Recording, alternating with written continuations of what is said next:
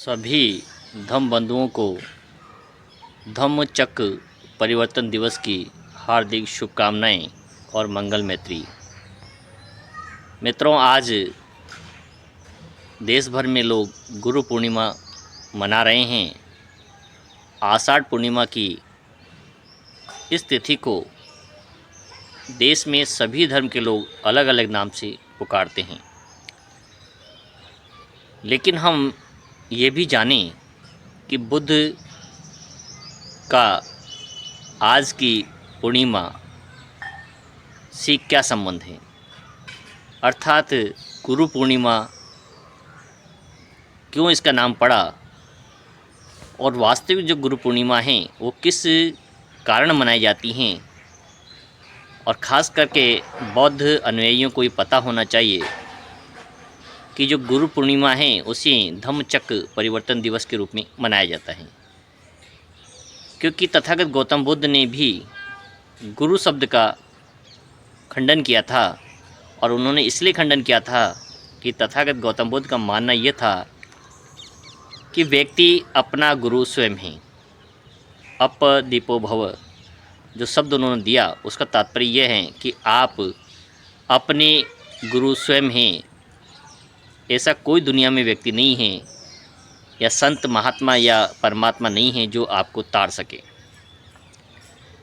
आपके कर्म आपको ताड़ सकते हैं और उसके लिए कर्म सिर्फ आपको करना होगा। मैं तो सिर्फ आपको मार्ग दिखा सकता हूँ।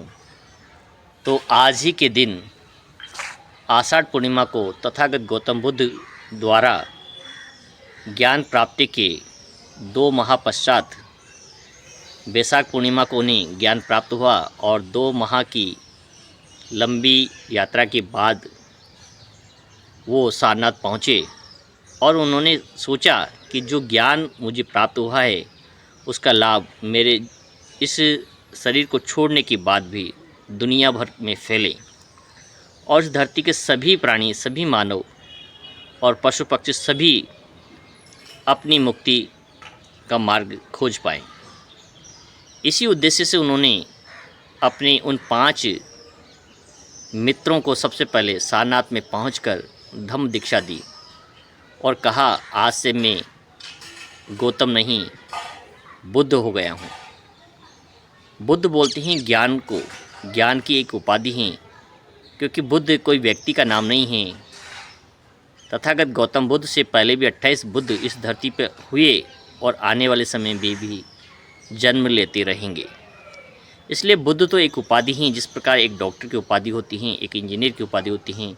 तो कहने का तात्पर्य है कोई भी व्यक्ति इस धरती पर बुद्ध हो सकता है।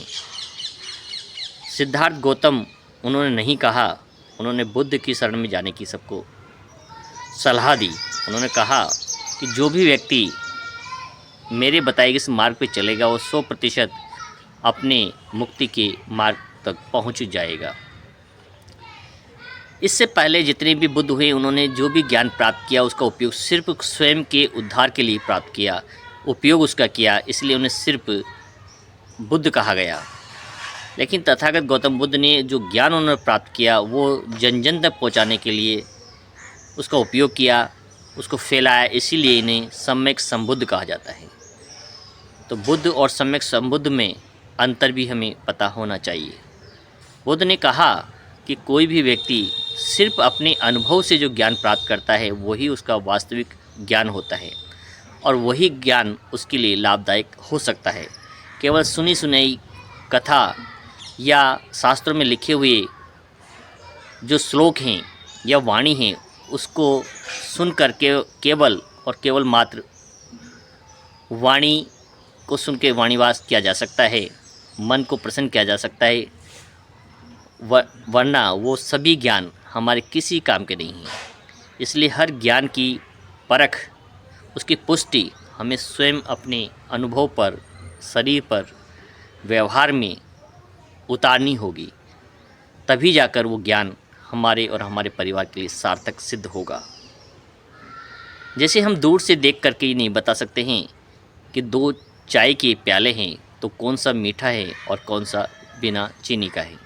जब तक हम उसे उठाकर अपने होठों तक नहीं लाएंगे तब तक हम उसका पता नहीं लगा सकते। ज्ञान भी ठीक उसी प्रकार हैं, किताबों में भरा पड़ा है, शास्त्रों में भरा पड़ा है, लेकिन उसे जब तक हम अपने आचरण में, अपने शरीर की अनुभूति पर, अपने व्यवहार में प्रयोग नहीं करेंगे, तब तक हम कभी नहीं बता सकते हैं कि ये ज्ञान हमारे किस प्रकार से उपयोगी होगा। तथागत गौतम बुद्ध ने कहा, आपको किसी भी गुरु की कोई आवश्यकता नहीं है, किसी भी शास्त्रों की आवश्यकता नहीं है, आपको स्वयं कर्म करना पड़ेगा। और जो मार्ग मैं बता सकता हूँ, उस मार्ग पर चलना भी तुम्हें स्वयं ही पड़ेगा, तभी जाकर मेरे बताए गए ज्ञान आपके लिए कभी लाभदायक हो सकते हैं। वाणी विलास का विषय नहीं है, धम्म को धारण किया जाता है, धम्म सीखने की चीज़ है, व्यवहार में, आचरण में उतारने की चीज़ है। और इसी दिन इस दुनिया को एक नए धम्म की जानकारी तथागत गौतम बुद्ध ने दी, जिसे बौद्ध धम्म कहा गया। और इसी दिन को धम्म चक्र परिवर्तन दिवस भी कहा जाता है। अलग अलग धर्मों में अलग अलग नाम से जाना जाता है, लेकिन एक बुद्धिस्ट होने के कारण के नाते हमें जानकारी होनी चाहिए। और जहाँ तक मैंने पढ़ा, सीखा और समझा, वो आप तक अपनी वाणी को पहुँचाने का प्रयास किया। हो सकता है आप में इसमें कई प्रकार की कमियां नज़र आएँ, तो आप पूछ सकते हैं। ज्ञान को प्राप्त करने की कोई उम्र नहीं होती है, न कोई समय सीमा होती है, न कोई धर्म का उस पर कोई बंधन होता है। धर्म वही हैं जो प्रत्येक व्यक्ति के लिए खुला हो। यदि एक वर्ग विशेष के लोग ही उस धर्म को मानते हैं, अपनाते हैं, तो वो धर्म का सीमित को एक सांप्रदायिक बाड़े में बांधने के समान है। केवल उस परंपराओं को मानने वाले व्यक्ति, उस प्रकार के आडंबर को करने वाले व्यक्ति ही उसके लाभार्थी हो सकते हैं। लेकिन जब आपने इसका कोई नामकरण नहीं किया, तो इस धरती का प्रत्येक व्यक्ति, प्रत्येक प्राणी उसका लाभ ले सकता है। तो धर्म असीमित हैं और सर्वज्ञ हैं, इसकी कोई सीमा कभी भी नहीं बांधनी चाहिए।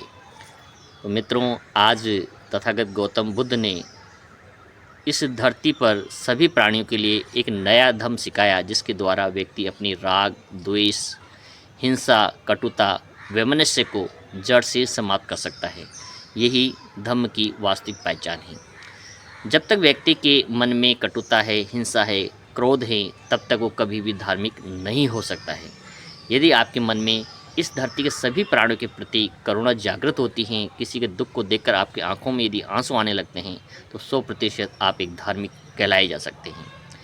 भगवान का तात्पर्य यही है, अपने सभी राग, द्वेष, कटुता, हिंसा को भग्न कर देना, अपने मन को इतना निर्मल कर देना, एक पवित्रता के रूप में स्थापित कर देना कि आपको ऊपर, आपके मन को कोई भी दुख, हिंसा विचलित न कर सके।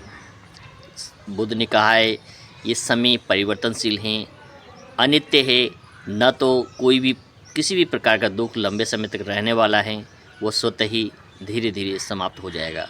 और कोई भी खुशी ऐसी नहीं है जो जीवन भर आपके साथ रहेगी, वो खुशी भी एक समय पर समाप्त हो जाने वाली है।